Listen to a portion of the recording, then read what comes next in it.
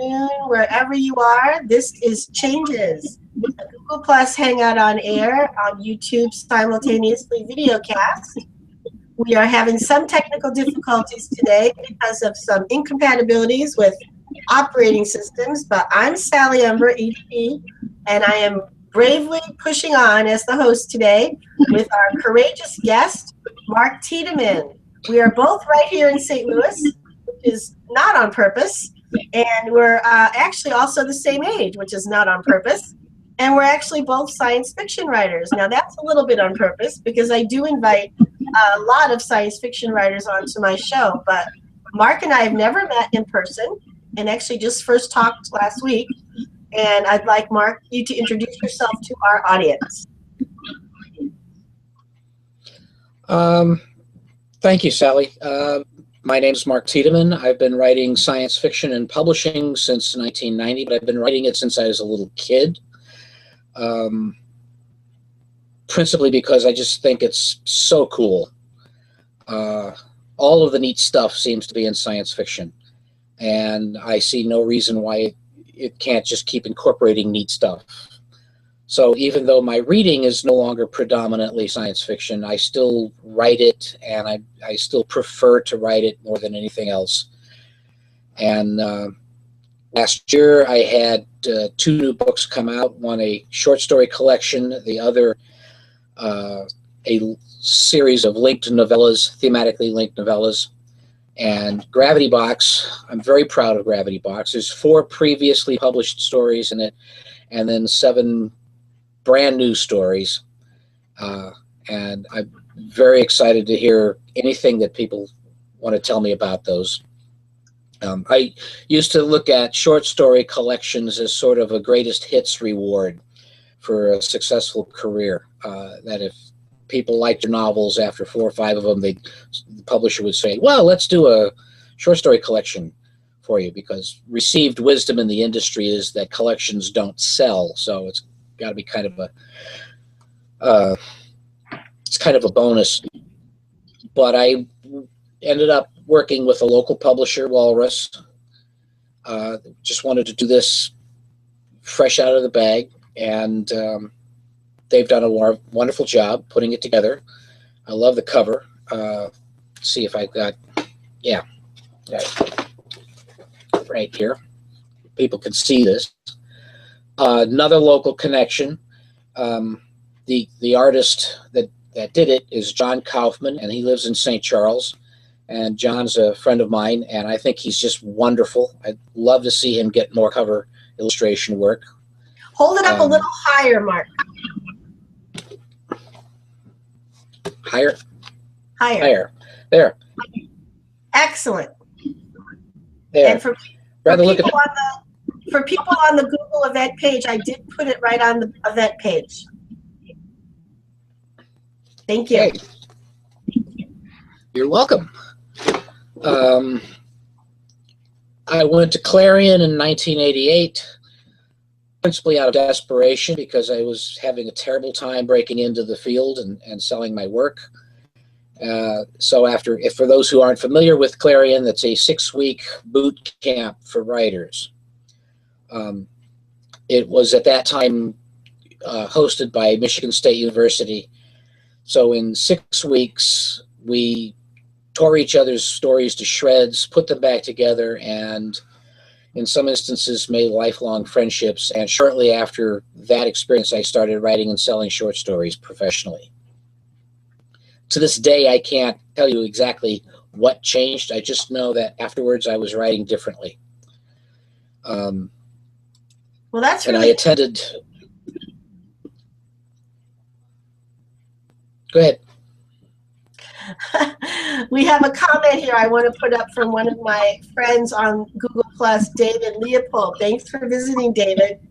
He says, 2 science fiction authors from St. Louis, the same age, who never met before last week, are engaging on a hangout. Great job, Sally Sue Ember. He's a big fan of the hangout, and he thinks it has magical powers. So I think he must be right, because here we are. I have to say, I'm also a big fan of the public library, which I've been a lifelong user of when I lived here when I was a kid, And now that I moved back here in August, I've just picked right up where I left off. My mom's a big user. And that's where I found you, Mark. Your book was in the St. Louis County Public Library in the science fiction section a few months ago. And I picked it up and looked at it. I really liked the cover. And I look at all the science fiction books anyway. And I looked and saw your bio, and I said, wait a minute, this guy's in St. Louis. And I was really excited by that. So I just took it upon myself to write you and say, hey, here's what I'm doing. Do you want to do it with me? And I didn't know if you'd even answer, but you did.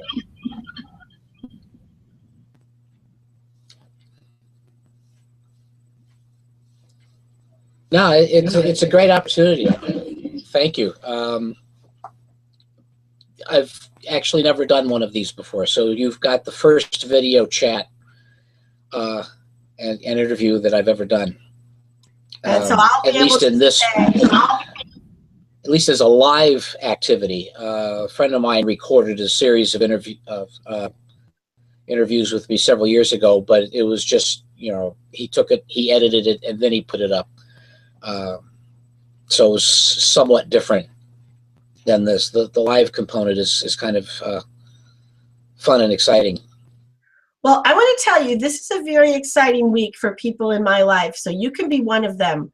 I have to tell you these other events that are simultaneously occurring this very week. I have a cousin, Hillary Levin, my first cousin, my dad's sister's middle child, who is on the team of photographers and editors at the St. Louis Post-Dispatch local newspaper. And I don't know if you know this, but they just won the Pulitzer Prize for photojournalism. Yes. for their work on the Ferguson stories last summer and fall. And my cousin was one of the main people who was involved in that. And I'm so proud of her. This is a big shout out to the whole team at the St. Louis Post-Dispatch photography department, and especially to my amazing cousin, Hillary Levin. You deserve a lot of credit. Those people were out there in the middle of the protests, taking photographs and risking their lives and getting great stories. And she was one of the people who helped choose the stories and the photographs to go with them and the way they would be laid out. And she and the other editors really helped shape the stories. So excellent. So that's one thing. Another thing is this week in New Hampshire, you may have known that one of our dear friends, Hillary Clinton, is visiting. Well, I used to live in New Hampshire. I lived there for 25 years, and I really have friends in New Hampshire, and some of them own a business called Badger Balm. The parents are about my age, and the kids are about my son's age, and I've known them all since before they were born, the kids. Well, one of the kids and then the other kid, both daughters, went to work at Badger. And this week when Hillary was in New Hampshire, she decided that she wanted to get to meet the Badger people because they're one of the B Corps, a benefit corporation, which means they are operating with great principles. They have ethical business practices, green business practices, very pro labor and pro negotiations for organic products and nothing bad going into their products and all kinds of other good things. You have to be nominated and then selected to be a B Corp member. So she got to meet them, and there's a picture of my friend's daughter standing right there talking to Hillary Clinton, smiling away. They're both just chatting. And you know, how many times in your life does that happen, right? So now I know someone who's won a Pulitzer, and now I know someone who stood there and talked to Hillary Clinton.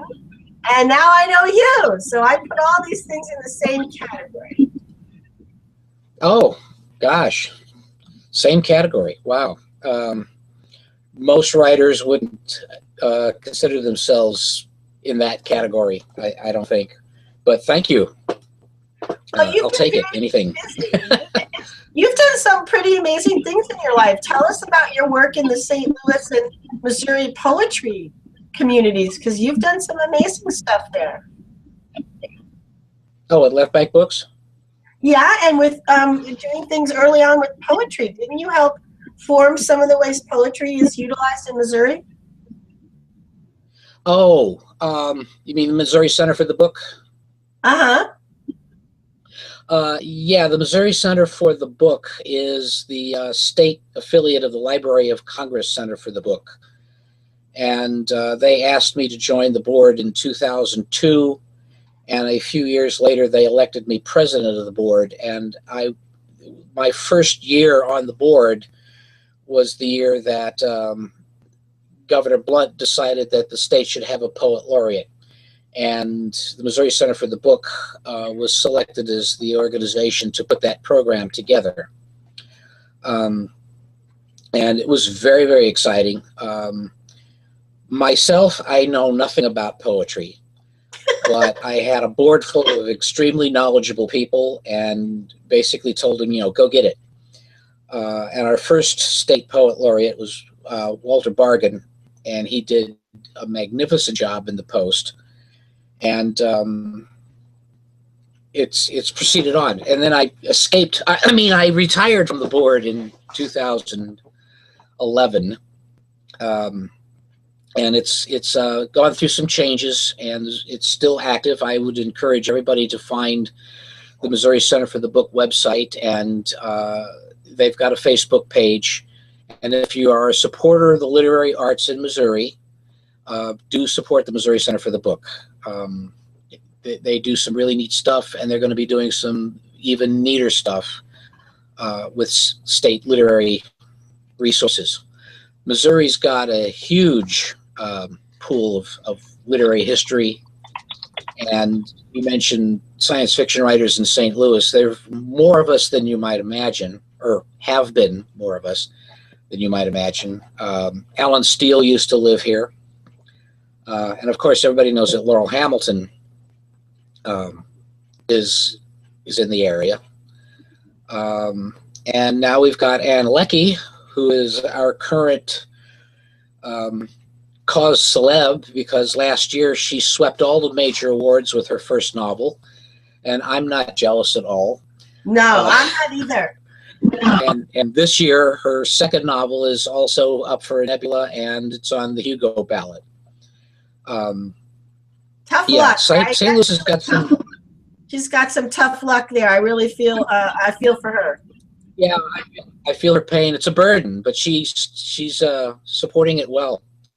I wish her luck. I wish her all the luck in the world. She's really a nice person. You should see if you can get an opportunity to interview her at some point. Well, I have put in a request to interview her, but unlike you, she didn't even respond. I think she might be a tad busy.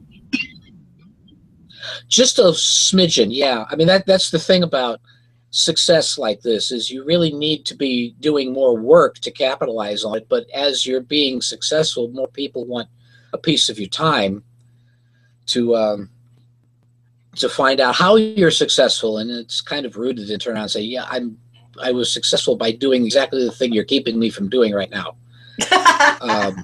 It's true. It's really true. I find that I don't have as much time to write when I'm doing other things, and yet the things that I'm doing are supporting my writing, and I want people to read my writing, but then what are they going to read if I'm not writing? Exactly. I solved that problem several years ago by giving up on sleep. I can't. If you don't sleep, it's amazing how much you can get done. Never mind how good it is it is under those circumstances, but that extra 8 hours can really be put to good use. Now, do you have people in your stories that don't sleep, or do you just have androids and robots that don't sleep? Not really sure how to answer that.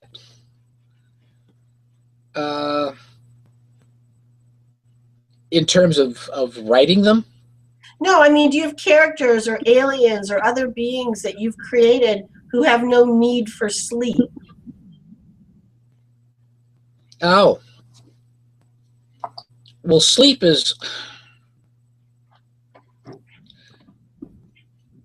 Obviously, when you build an alien creature, you're patterning it on humans, and humans with slight difference or major difference.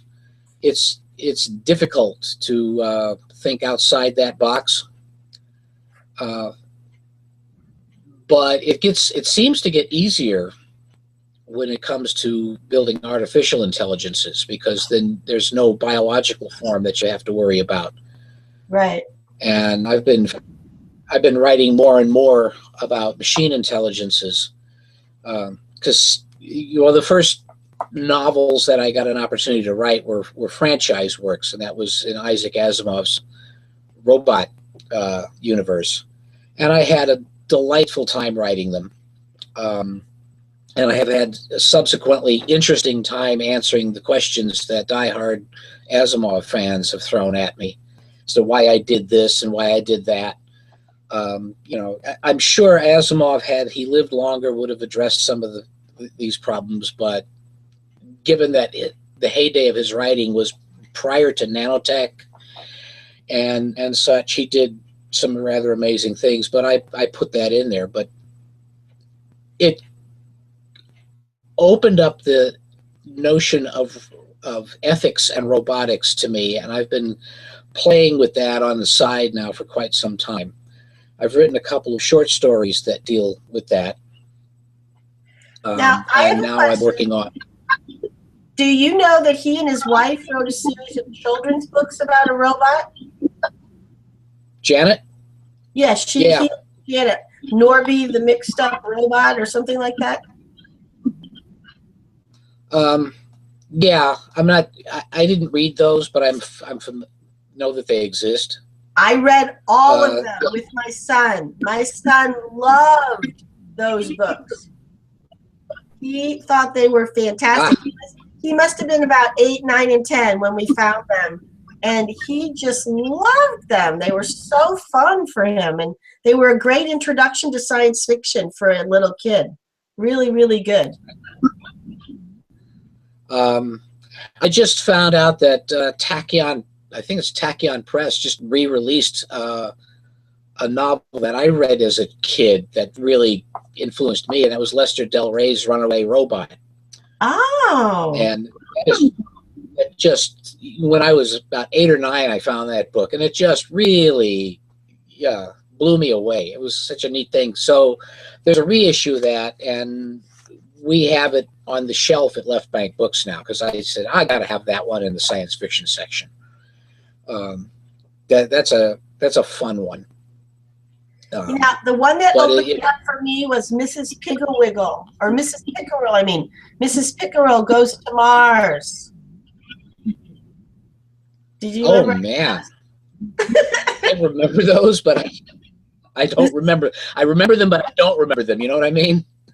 I have them on my Pinterest board. I went and found the covers, and I put them on my Pinterest board of authors and books that influenced me, because those were the very first science fiction books I read on my own. You know, for most of us, we were read too, and we heard a lot of fairy tales and fantasies and The Wizard of Oz and all this kind of stuff when we were really little. But then what's the first book you picked up on your own and read it? You know, and those were my first books, Mrs. Pigglewiggle and Miss Pickerel and some other ones like that. Danny Dunn and his homework machine. Do you remember that? I read Encyclopedia Brown. Yes, I read those. And then there was a set of novels who I cannot remember the author's name, but they were sort of, they were published in the 30s and 40s. And it was Cowboy Sam. Oh, yeah, I remember those covers. I was very big into those, although it was weird for me because, you know, it's a cowboy book, right? And they're driving around in a Jeep.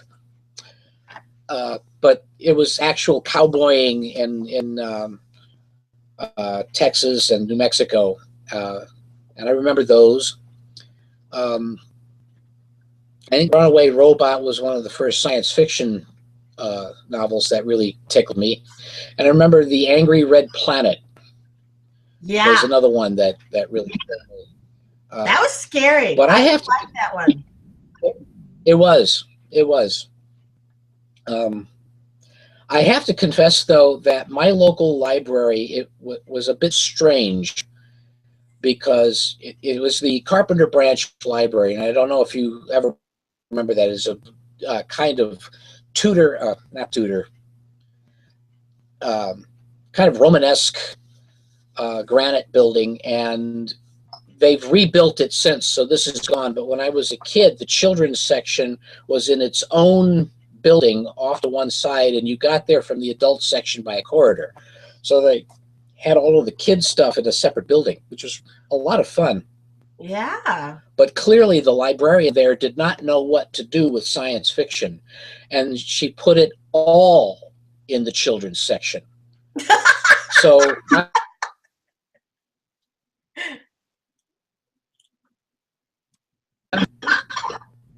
my introduction to SF was a little bit advanced, shall we say, in some ways, because reading Gordon R. Dickson and Isaac Asimov and Arthur C. Clarke, along with Heinlein and Marion Zimmer Bradley, and Lee Brackett was big at that time. And then also there was the New Wave was being published when I was a kid, none of which made a lick of sense to me at that time. Oh, you know who I found? Later. You know who I found? Because our librarian just stumbled upon them. Kate Wilhelm's The Downstairs Room, book of short stories. Oh, yeah. In our library when I was in elementary school. And Zena Henderson, The People, No Different Folk. Those books were just blowing my mind. Those books were incredible. They were. Several years ago, Nesfa Press reissued The People stories in a single volume called Ingathering. Oh, those are. Zena was a wonderful writer, and I loved those stories. Yes, yes. They were really amazing. That library, I met my first actual live science fiction writer at that library, and that was Gordon R. Dickson. Wow. Gordon R. Dickson came to talk to us, and it was wonderful and disappointing at the same time. What was disappointing? Because I'm reading the stories and I'm envisioning these writers looking like their characters, right? And Gordon R. Dickson, wrote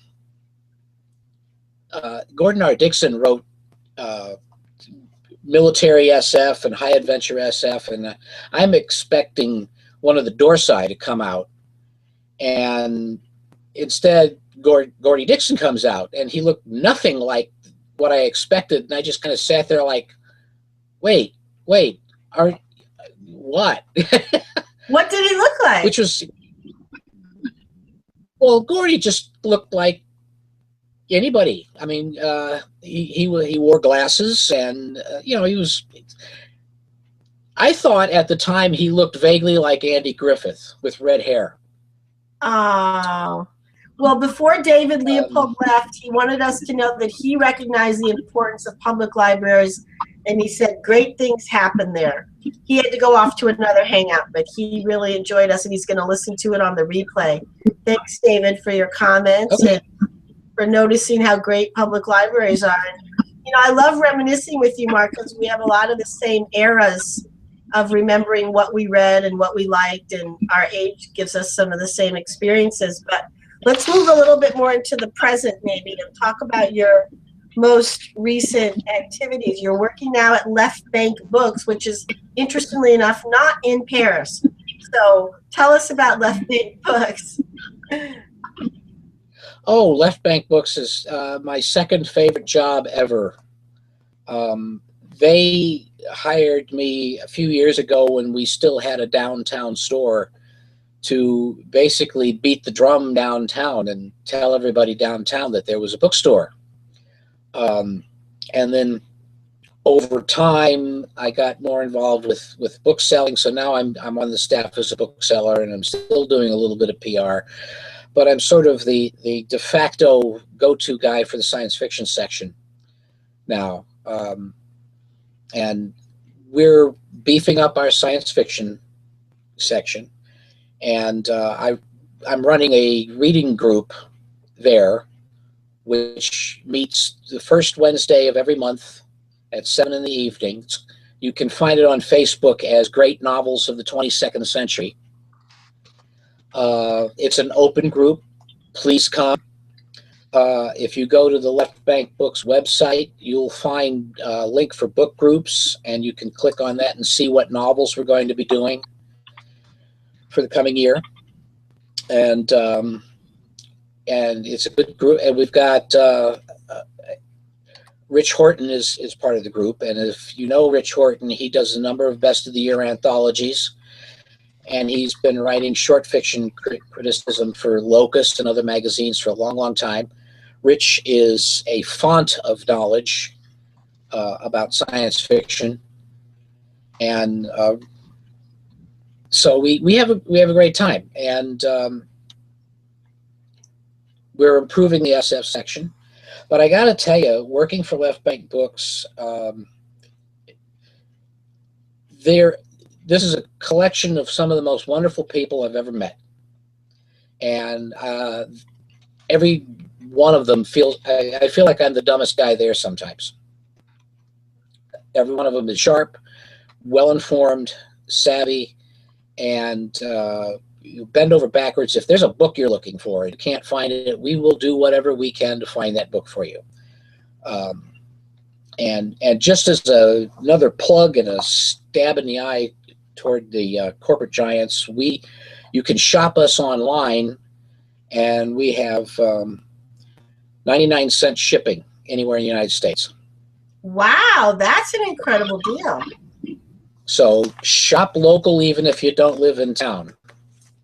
That is a great idea. I'm putting that on our event page so people will know that they can get 99-cent shipping anywhere in the continental United States. Right. Wow, that is an incredible deal because they're not Amazon, and that's an amazing thing to offer people. Now, I was trying to put about what that reading group is. What's the access to the reading group for people online? There's a Facebook page, and it's Great Novels of the 22nd Century. Okay, and it's 7 p.m. on Mondays? 7 p.m. on Wednesday nights, first Wednesday of each month. First Wednesday. I knew there was something I wasn't getting right here. All right.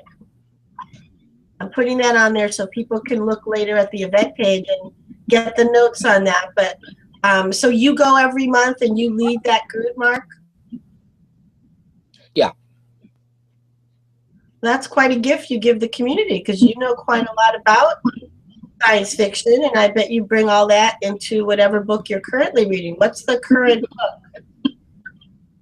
Well, that's a little bit embarrassing because I wasn't at the last one because I had surgery on my arm. Nothing major, but I missed that group. And while I was absent, they decided that they didn't want to do the next book that was scheduled, and they wanted to do one of mine. So they're doing Remains. On May 6th. Yeah, on May 6th, we'll be doing this one. Hold it up by your head. Not up by the camera. Hold it back. No, hold it back by your head. There, that's better. Okay, and so that's the book they're reading? That's great. All right. Yeah, so I'm going to get to sit in the corner and listen to what everybody else has to say. Try to be a fly on the wall. Where is Left Bank Books? Is it down near the arch? I'm sorry? Is Left Bank Books downtown near the arch? Oh, no, it's in the Central West End. Oh, okay. It's a block north of Maryland. It's on Euclid and McPherson. Oh, I know just where that is. Okay, great. We no longer have a downtown store, unfortunately, but the Central West End store is doing very well. Okay, well, while things are going well here, I want to see if I can make the screen share work. So bear with me for a minute while I set this up, and then once I get it working, I want to show people the display of your books that is on your website, because the really nice arrangement. I don't know how you got this picture. I'm not much of a graphics person myself, so it's a little mysterious to me, but you got this great arrangement of your books on your website. Tell me how you say it, Sacantus series? I'm sorry? Do you call the word Sacantus? Is that how you say it? Secantus sequence, yeah. Secantus sequence, okay. And what does Secantus mean?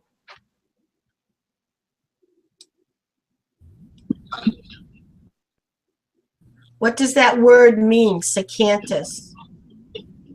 It's a mathematical term that has to do with a particular kind of division, geometric division. And a secant is basically a line between 2 points that divides a mass.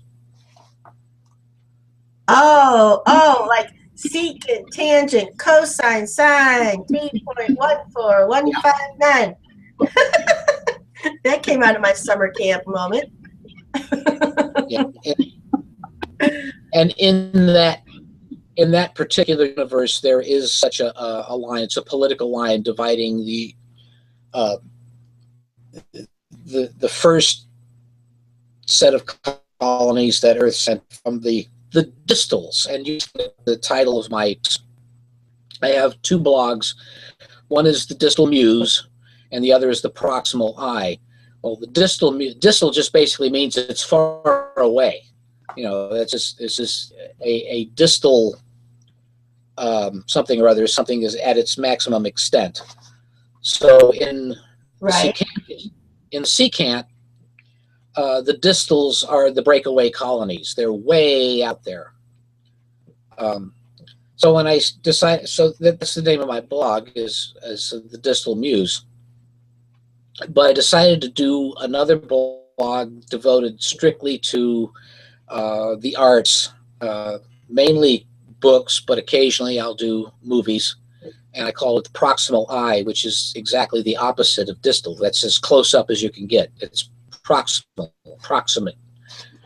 And I need to tend to that a little bit more regularly. I've been rather negligent of it.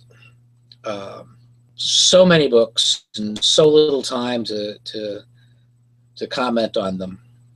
Well, and part of it is that you have this interest in photography, right?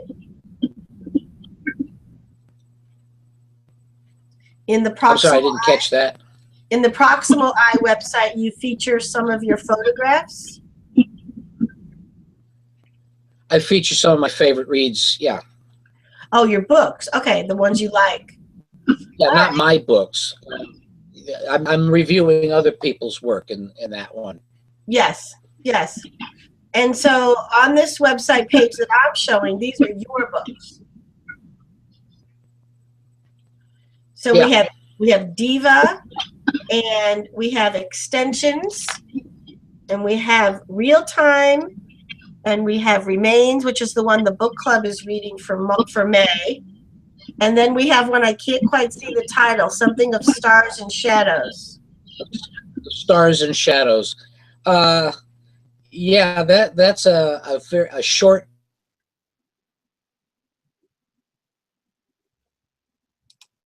No, our dog puts out eclectic stuff, but they tried to reintroduce.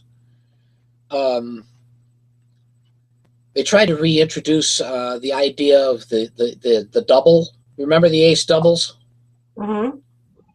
Well, Yard Dog started doing a series of those called Double Dogs, and so when you turn it over, there's somebody else's short novel on the other side. Ah, interesting. Yeah, I don't know why they just don't seem to catch on anymore. Remember, the ace doubles used to be huge in the 50s and I think people like the concept that we're getting a number of two books for very little money. Right. But ever since they stopped doing those, there have been a number of companies that have tried to reintroduce those, and it just hasn't caught on. Tor did them for a while with novellas, and they didn't quite catch on then. And then Yard Dog has done a few Double Dogs, and that was one of the Double Dogs. So And tell us why you're so enamored of Harlan Ellison. What do you love about Harlan Ellison? why Harlan Ellison? Well, that's my monthly staff pick for the bookstore. But Harlan Ellison, gosh, what is there to say about Harlan Ellison? He's one of the most interesting writers of the 20th century. Why do you think so? There's so many good ones. Why do you think he's so interesting? But really, he's unclassifiable. He's up there with other people whose work is unclassifiable. Ray Bradbury, Borges, other people who write. You look at it and you go, well, it's fantastic, and it might be horror, it might be fantasy, it might be science fiction, but what is that? And it's anything but dull. And Harlan is just amazing. And I had an opportunity to become acquainted with him a few years back. And it's just, one of the cool things about becoming a science fiction writer was that I finally got to meet some of the people that informed my youth, that were my literary heroes. And that's kind of a kind of perk to becoming a published writer that nobody really talks about. Suddenly you get to hang out with people you were reading when you were a kid. Yep. And others still present as kind of a surprise when you get to know them. Yes. And Harlan was somebody I wasn't sure I'd ever have much to say to, but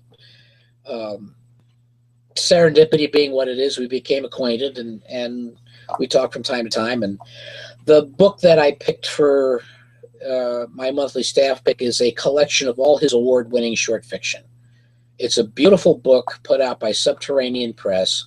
It's a big book. It's expensive, but it's got everything in there. I Have a Mouth and I Must Scream, and Jeff D is 5, and A Boy and His Dog, all those stories. And one wishes one could write as well as Harlan at his best. And he sets a high bar.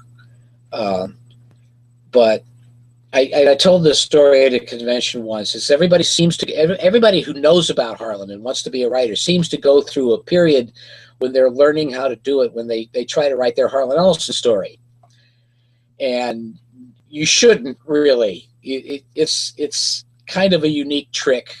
And I did my few attempts at it, and I remember getting one of the first personal rejections I ever got came back to me with that story, and the guy had written on the bottom of the form rejection slip, "Stop this, you are not Harlan Ellison." Okay. Message received. Yeah, but how great that you wrote like him enough that this editor recognized it. That's actually a compliment. I suppose, but I guess it's one of those things that if it's done badly, it's really bad. It's a high. Harlan writes kind of a high wire act, and you can kind of sense that a misstep either way, and this could really go badly, but he always manages to pull it off. Well, I know you don't spend a lot of time online, not much of a techie, but you might not know this, but there's something called the Hemingway app. And the Hemingway app is online, and you can take a big chunk of something that you've written, and you can copy it and paste it into this window on the Hemingway app page, and it will tell you whose writing your writing most resembles of all these famous writers. And I got the thrill of my life when I did that, when I first finished my the Spanner series, Volume 1, This Changes Everything. Somebody sent me a link to that. And so just for fun, I put about, 3 or 4 pages of my first chapter up there. And I got that my writing most closely resembled one of my idols of all time, Ursula K. Le Guin. Now, No. I can't tell you who wrote this app or if it has any validity whatsoever, but it made me feel so good for at least a minute. Yeah, I'll take that. That's not a bad comparison. Would have been Right. interesting to see what he. Yeah, I mean, If you only, should try it. If you ever get to do it, you can go. It's called the Hemingway app. Now, we have somebody here who's been here watching who seems to know you. Do you want to say hello to this person, Mitchell Bentley? Or is he just saying hi, hi? Mitch. Is he someone you're aware of before today? Yes, Mitchell Bentley is an artist, and I urge people to go look at his website. I believe he's still got a website under the Atomic Fly Studio. Mitch does really interesting artwork, and he's a really, really good guy, and you should go support him. All right, At least nice. go tell him what you think of his work. I like his work a lot. I've got a couple of his originals. Excellent. Hi, Mitch. How you doing? We also have another visitor watching, Yolanda Sykes, who's visited some other Changes episodes. Welcome back, Yolanda. If you have any questions or comments, I hope you'll write them right there on the page you're visiting here at Google+. Now, we have about 20 more minutes, and I just can't believe it, but that's all we have left. And before too long, I always get to this question, which is, I'm going to ask you right now, Mark, and you get to respond to it any way you want. And the question is this: given all the local, personal, regional, statewide, national, global, social, political, environmental, scientific, spiritual, and any other changes you're aware of, which ones arouse in you hope, which ones arouse in you fear, and which ones do you in particular want to talk about today when you get your platform right now on Changes? Take it away, Mark Tiedemann. Oh, God, it is so easy to give in to dystopian musings when you look at the state of things today. Yeah, there are a number of things that bother me, and curiously enough, the very same things that bother me are the things that give me hope. I think our ability to communicate today, the various platforms we have for it and avenues for it, unprecedented. And they give us an opportunity to know people in places we would never have known them before, and find out things we could never find out before. And the sheer transparency of a lot of that, and the inability of governments to shut much of it down, gives me hope that we can bridge differences that traditional forms of interaction have failed to bridge. On the other hand, when you look at what a lot of it's being used for, it can be very depressing. We are obsessed with trivia, and we are obsessed with playing cheap power games with it. And the advent of things like cyberbullying, that's just incredibly depressing.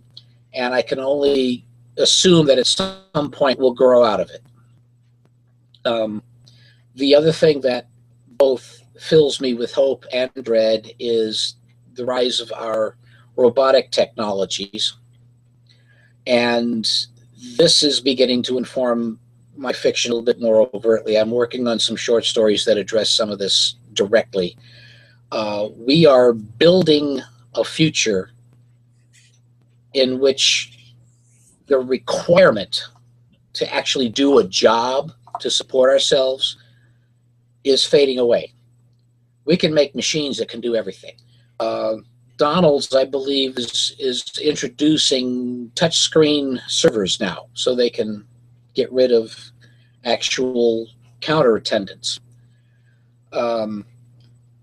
We already have robots, information robots, and I saw an article not too long ago that somebody has developed a workable AI system to replace accountants.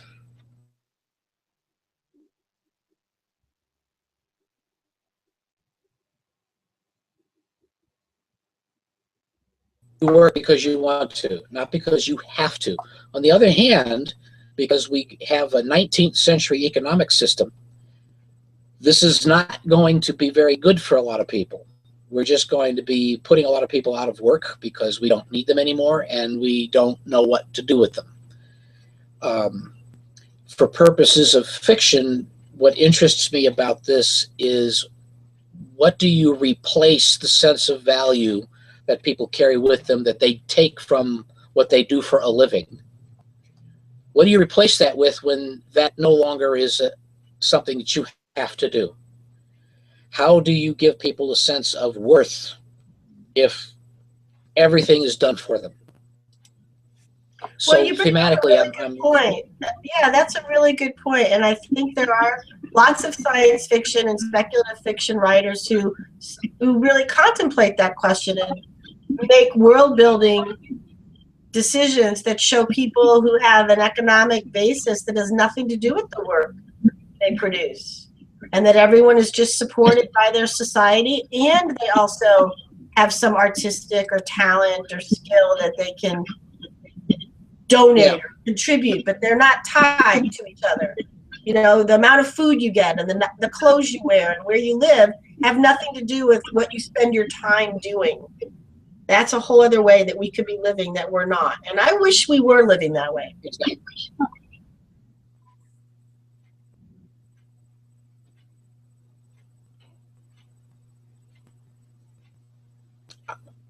Sorry, I lost your vocal completely at that point.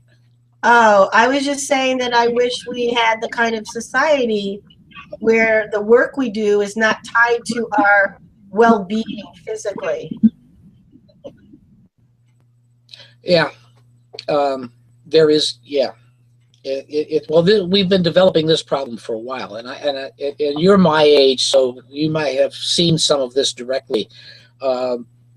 My parents were of the generation that was born during or raised during the Depression. And they went through World War II, and in the 50s, we had this huge growth of prosperity. And one of the things that they had decided was that their children were going to have it easier. That, you know, they wanted the opportunity for their children to not have to work with their hands and to work in clean offices. And they didn't want their children to have this sense of dire need, so they could make choices based on something else other than expedience. And then we all grew up and made lifestyle choices that they couldn't understand. And yet this was the world they had built for us. It makes for an interesting disconnect. And I think that's the kind of stuff that informs a lot of science fiction. One generation does this thing and the next generation grows up with it and finds completely different uses for what they built than what they intended. And it creates a disjunction, a communications gap, which, you know, when we were teenagers, we called it the generation gap. But it's a very real problem, and shocking, because I can't quite tell the difference anymore between 30-somethings and the 60-somethings in terms of the thinking processes. And I think a lot of 20-somethings are living in this sort of amalgamated world where all of these things that we built since the 60s are still there, plus all the new toys that we've got. I don't have a problem. Yeah, I don't have a problem having culturally relevant conversations with somebody who's 28 years old. I do have a problem having those conversations with somebody who's 78 years old. You know what I mean? Well, I think it depends on the people, but my son, who is 35 in 2 weeks, tells me that our brains are different. because of the use of technology and the relationship that his generation and younger people have to technology, it has actually changed their brains. And there is a lot of evidence for that. True. And he tells me a lot of things like that.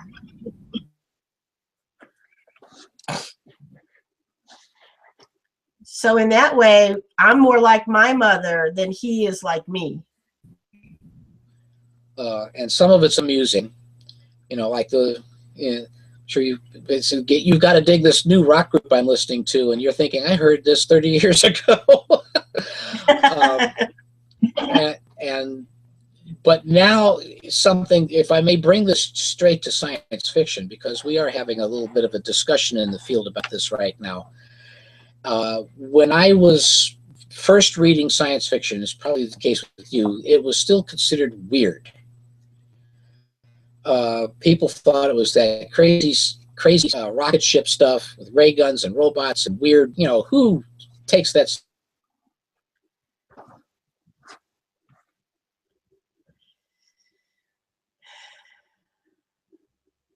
for travel and time travel and things of that sort, is that world that we grew up reading. And the boundaries that separate science fiction from just, quote, mainstream literature, unquote, have fallen away. So you've got literary works, which are clearly science fiction, being published as literary works. Yes. This I see is very hopeful, because we've got a whole generation of people that have grown up realizing that the future is all about. They're not writing stories which could take place in the 19th century exclusively. They're writing stories which could take place tomorrow, and yet it's relevant today. The boundaries are going away. And that tearing down of boundaries in literature I see going on in society as a whole, and which is another thing that gives me hope. On the other hand, you can take things for granted so easily now that it's just simply going to be there. And no, it still rests, all of this rests on a very thin sheet of ice, which could collapse under us catastrophically. So as an artist, I'm thrilled, because I can now write things that I probably wouldn't have been able to write 40 years ago. And I could talk about things that relate to people with real problems in ways that I couldn't write about them 40 years ago. And thereby have an impact on people who are looking for some kind of solace in their art. This is very exciting. Because in a very real way, contemporary literature, the stories we tell, is the practical replacement for philosophy. As people go looking to their stories, to their fiction, for models on behavior and models on ethics and models on all kinds of stuff. And, how shall we now live? And that has always been the question that's driven science fiction. How then shall we live in the future? If we have changed these things, what are we going to do? And now we're changing things, and we're writing to keep up with the changes as much as anything else. And this is a really thrilling time to be doing this stuff. It is. It is. In fact, I was doing the research for my book series that I'm still writing. And as I was doing the writing, the things I was writing about were actually happening. Not everything, obviously, but some of them. And became simultaneous to the time I was writing in. But when I started writing them, they weren't happening. So even just month to month, a lot of things are shifting, and science is catching up with science fiction all the time. And they have a whole website devoted to that. Once a year, they put up everything that science fiction predicted that is now science. And the list gets longer and longer every year. Yeah. Have you seen that? I've seen lists like that, yeah. The thing that blew my mind last year was when somebody actually took a 3D printer and printed a heart.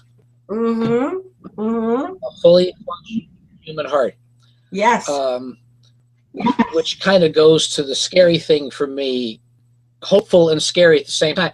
And I think this has never quite been so true, that the things that have the greatest promise for a wonderful future are also some of the scariest things if they're mishandled. 3D printers, I think still a lot of people think of them as novelties. But if you can buy a box and plug it into your wall socket and print using your garbage, let's say, as the raw material, anything you need in the house, what does that do to the consumer economy? Right. I mean, there will be the day when nobody will bother to go to Home Depot because they can print their nails at home. They can get the blueprints for that shed they want to put out in the backyard, and then print all of the components, and then print the electronics that they're going to need to run whatever it is that they're going to run. What do we need stores for? Good point. I mean, it seems like a silly question, but as you go up the food chain, so to speak, of what you can do with this technology, and you get to the point where somebody's printing a heart, which at some point will be transplantable into a recipient that needs one. And we don't have to worry about tissue rejection. We don't have to worry about DNA mismatches. It's your tissue. It's your heart. You'll lay there on the table. It's printing now. You'll be out here in a couple hours with your new heart. You missed out. They announced this last week. Last week on Facebook, I saw this announcement from a science webpage that kidneys are now being printed and they're about to start implanting them. Oh boy. Yeah. And that brings us to the next big problem is, the general healthcare problems that we've got. Well, we can't which are also very exciting. No, we can't go there because you know what? You're not going to believe it, but we only have 3 minutes left. We've got 3 minutes left. Okay. Yeah. So we're not going to go to healthcare. Tell us what's coming up for you and what you're about to be doing that we want to find you and all those good things. Well, I'm working on 2 new novels at this point. One is pretty much a straight science fiction novel. The other one is the 3rd volume of an alternate history trilogy. My agent is shopping them around, and hopefully I'll have some news about a publisher for those. I'm also going to be doing some work with another local publisher, Blank Slate Press. We're in negotiations for some goodies, and that news should be coming sooner, sometime this year. So what we're going to be doing.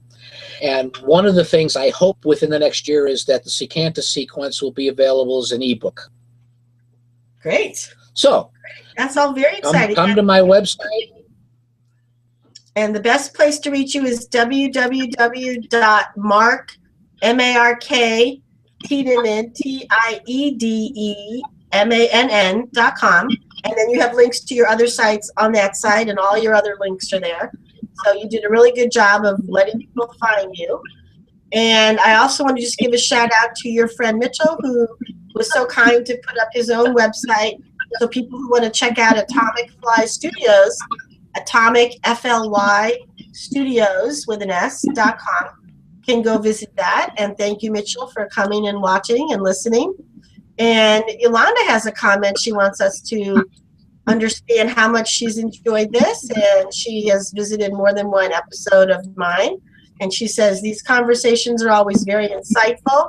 She loved your insight, Mark, about the future of our society and the direction we're going. She said it is kind of disheartening, but it helps her try to keep some kind of humanistic components in her life.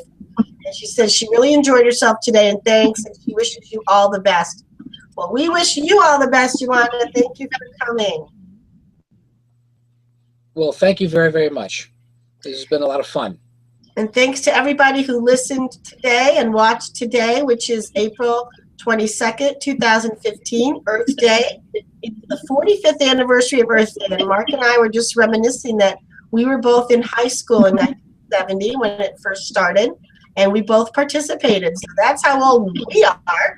And I also was acquainted with Bruce Anderson, one of the people who started it, because I worked for his company, Solar Age Magazine, in Harrisville, New Hampshire in the 1980s. So small world, right? And celebrating all around, planting trees and gardens and taking care of the earth. Thanks to everybody doing that.